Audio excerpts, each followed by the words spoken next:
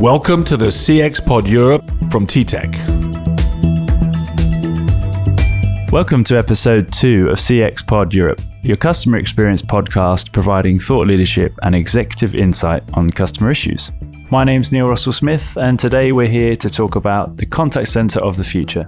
So joining us in the studio today, we have Peter Dorrington, Director of Insights here at TTEC. Welcome, Peter. Hello, Neil. Thanks for joining us. So, we'll jump straight in, shall we? There's been a lot of speculation recently about what the contact center of the future will look like. What's your view?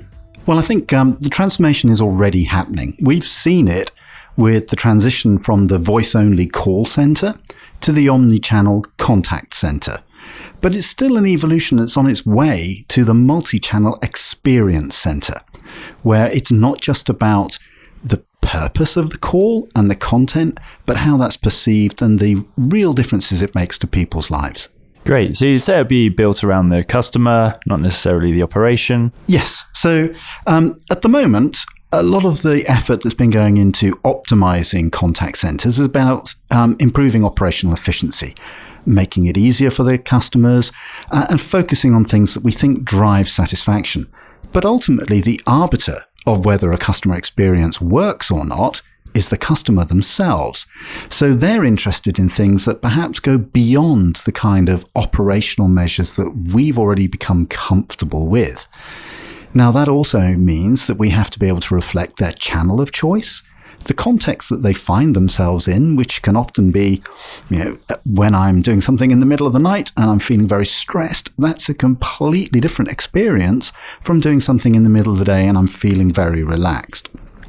And of course, we now have to throw into that mix a whole range of new technologies which enable us to have virtual contact centers, so people that don't have to come together in a great big office to run that, as well as things like AI and bots and robotic process automation in the background. So lots of automation taking over some of the routine tasks, and what's left is the more human feeling part of a contact center. So the contact center of the future is definitely going to be more human-shaped. It's going to be more about outcomes and experiences than experiences which are delivered on efficiency. Great. Okay. So what does that mean then for those working in the contact centers? Are their jobs going to disappear? Well, there has been a lot of speculation recently from pundits about the impact of things like robotics, automation, and AI on jobs. And one futurist in Japan recently said that up to 50% of all jobs will be lost to AI. Now, I think that that's actually probably about the case. But it's a bit like the way that automation impacted manufacturing. When we look at things like AI and robotics, they're having the same impact on the services sector as automation had on manufacturing. That didn't get rid of jobs. Per se, what it did do was evolve jobs. So fewer people who are more skilled and have new access to technologies are able to do more complex things, and the skill base changed. So what we're going to see is the evolution of contact center workers who are better able to deal with demands of creativity and uniqueness and the kinds of things that aren't easy to automate. And therefore, they're going to be more skilled. They're going to get more satisfaction themselves out of their roles, and they're going to deliver a more human-sized experience to customers. And the customers themselves are now expecting that. More and more people are less dependent upon voice, and in fact their preference is not originally voice. It might be chat or instant messaging or actually using social media to communicate. So there's definitely going to be a shift in the pattern of work and the kinds of workers that we need within these experience centers, but it's not going to get rid of all jobs. And even if we went to the fullest extent of AI that we could today, there will always be circumstances where humans want to talk to another human being, when they want to feel that they've been heard and understood, and particularly when they're in crisis or under stress. So at that point, I do not want to be navigating my way through a chatbot or IVR. I want to talk to a human being directly.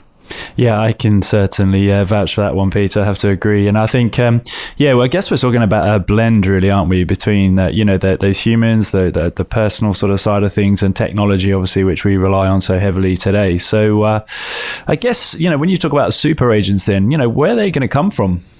Well, some of them already exist. So in every contact center, we see people who are more skilled at dealing with customers in a way that delights and delivers the experiences that people expect. But this is not going to be in the future the kind of role where we go for low pay, low skill. What we need to do is attract the right kind of people who have the attitudes towards delivering customer experience. So we have to go and find those people who are probably thinking in the future that working in an experience center is more of a career choice than a gig. So it's not low pay, low skill.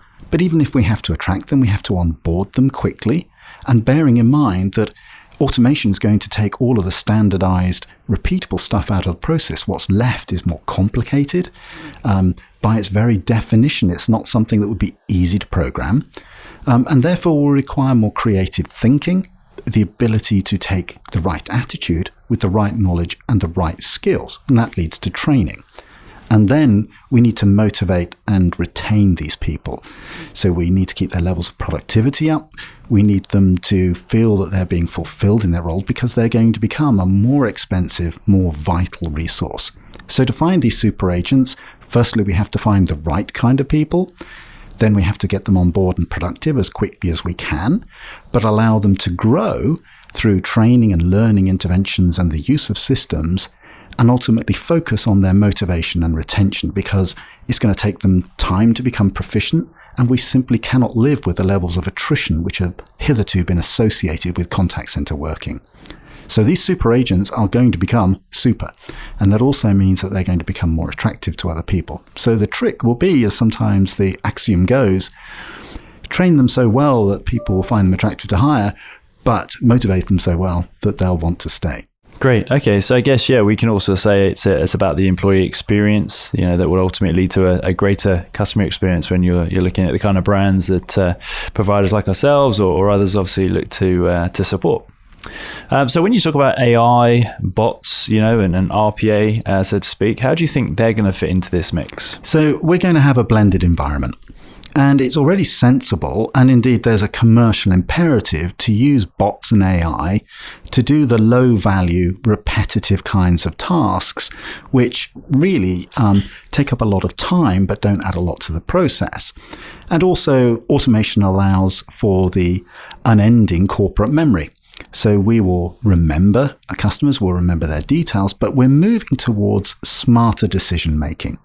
So the front end of bots and AI will help users self-service. So we'll be able to go to our app or our digital channel, or even through voice and potentially video, and serve ourselves when we have a query. But we can then escalate that to human interaction. So our chat becomes less synthetic and more authentic. And if necessary, I can actually talk to a human. But in the blended environment, we'll have to flip forwards and backwards between these digital and analog channels. So it's appropriate at certain points for humans to add value, but then we may want to go back and complete a process through an automation. And I do see the blended environment as this mix of the digital and the human worker, working like colleagues. They're side by side. So we're not saying that all of these operations go to the robotic part of the business and all of these operations always go to the human side. It's picking the right resource at the right time. Now, as we move more towards experience centers, that's becoming more and more driven by the customer themselves. So what's right for them will change with the context. To use the example before, if my car breaks down in the middle of the night and I'm in a dark, spooky kind of place, I want immediate support and help. If my car breaks down in the middle of the day and I'm 1 mile from home, I'm slightly less stressed. I'm more accepting of maybe a 1 hour wait to be rescued by an automobile association. So it's that blend. The systems are definitely getting smarter, but like all artificial systems, their deployment is really dependent upon the data we feed them and what we teach them. And sometimes it's easy to forget that AI has no higher conceptual thought. It doesn't understand what a human being is. It just sees inputs and outputs.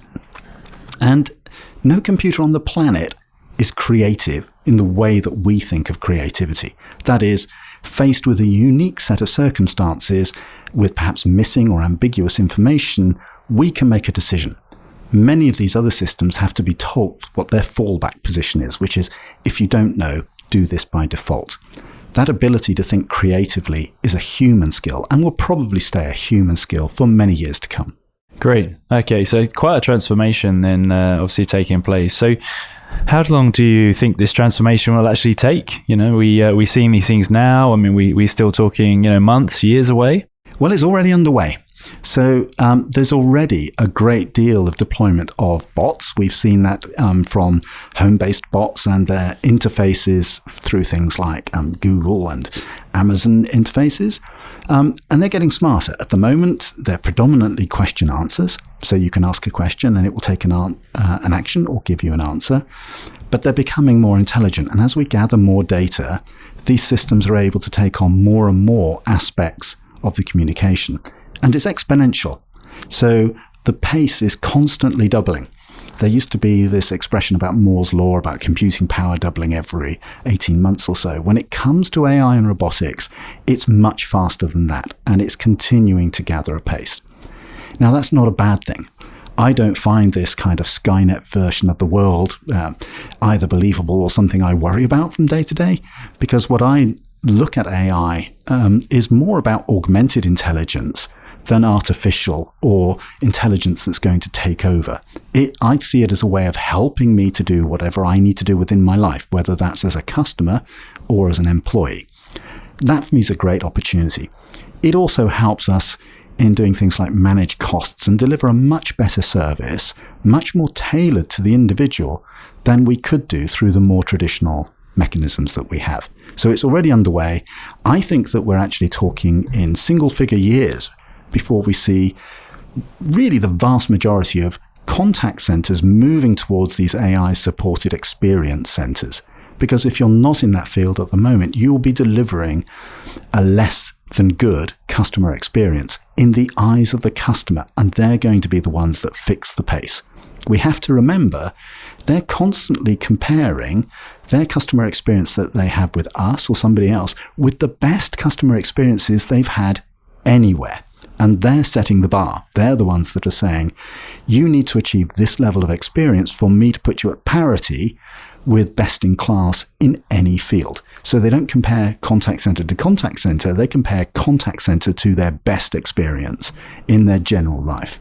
Thanks, Peter. That was a fantastic insight. So if you had to summarize things for our audience, maybe a few takeaways, what would they be? Okay, so firstly, the transition from call center to contact center to experience center is already underway.